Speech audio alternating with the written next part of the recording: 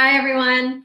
I'm going to show you how to make homemade almond milk, which is surprisingly easy to do.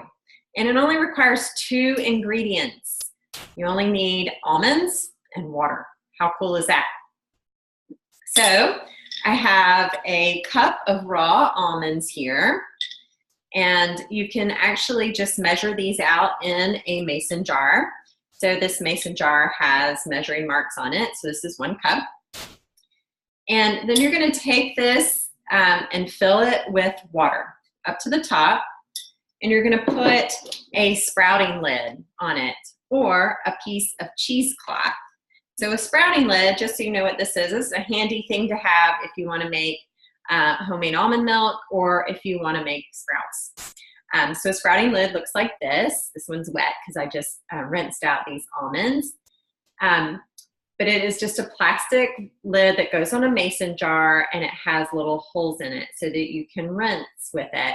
And so that when you're sprouting, they can breathe, the sprouts can breathe, or your nuts can breathe. You can get these off of Amazon. They're very inexpensive. You can get 2 of them, I think, for less than $3. So great little tool to have for making homemade almond milk. If you don't want to get one of those and you happen to have already some cheesecloth at home, you can use cheesecloth as well. And all you do with that is put a piece of cheesecloth over your jar and put a rubber band around it. Works just as well. So you're going to soak the almonds for 8 hours or overnight. And really the time, if they go longer, it doesn't really matter. Just rinse them a couple of times. If you need to leave them for a long period of time, just rinse it in between. But these have been soaked for 8 hours, and you can see they expand a little bit. So now there's about 1.5 cups of almonds in here that are soaked. And that's what we're going to use to make our almond milk. The next ingredient that we need is water. And I like to use 4 cups of water to 1 cup of almonds. Because I like to keep the almond pulp in with my almond milk. If you are going to strain your almond milk, you might want to use 3 cups of water. And this is filtered water. You can use regular tap water if you want, but I like to use filtered water to filter out the toxins.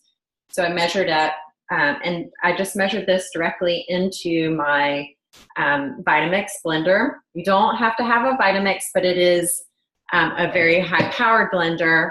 You can use any high-powered blender that's going to break down the nuts enough. So you're going to take your water and add your almonds. These are the soaked almonds that soaked overnight. Just add those to the water.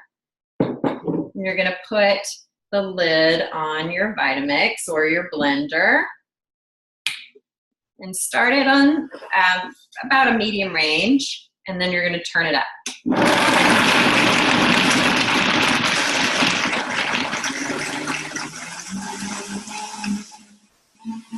Turn it all the way up, and flip it to high. High for 2 minutes.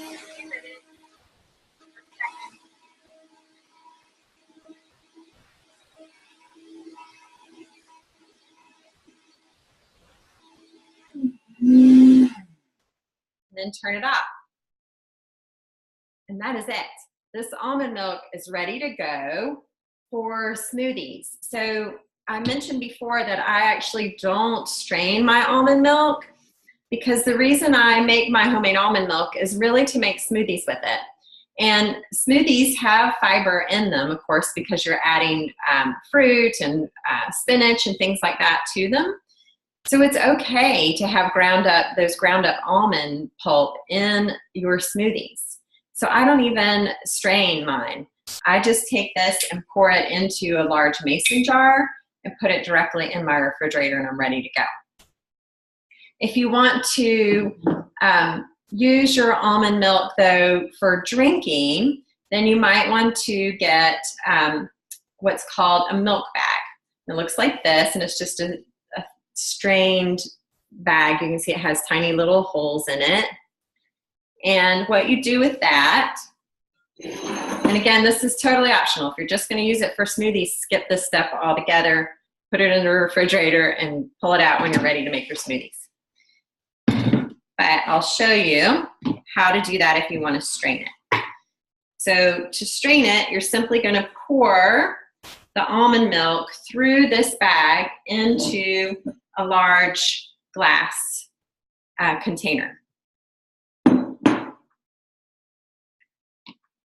So you just pour it in here.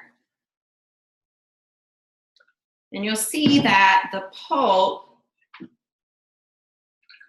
gets down here at the bottom.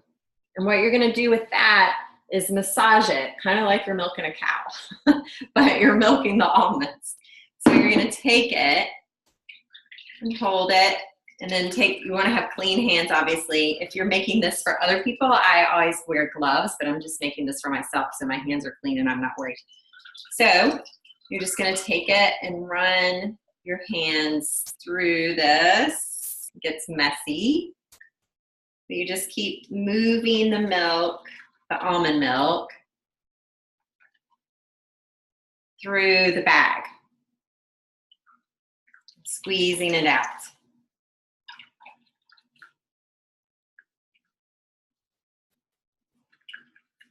And then what you're left with is the almond pulp, which you can throw out or you can keep and make cookies with, things like that. It looks kind of funky, looks like almond pulp. And then you have nice, clean, clear milk. But I'm actually not going to strain the rest of this. Find my towel here. I'm going to put the rest of it without being strained just directly into this large, this is a 1/2 gallon size mason jar.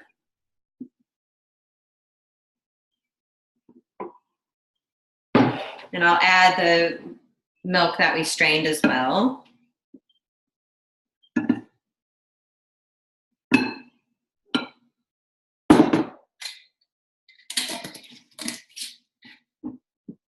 And voila, homemade almond milk. And it's gorgeous and it looks, it tastes as good as it looks. It really is fantastic in smoothies. You can taste the incredible difference between this and your store-bought almond milk. When I use this in smoothies, I can taste the almonds so much clearer. And plus you get tons of protein from that almond pulp as well. So this is fantastic, and you can see this took me no time at all. So I hope you enjoyed learning about how to make your own almond milk, and give it a try at home and let me know how it goes.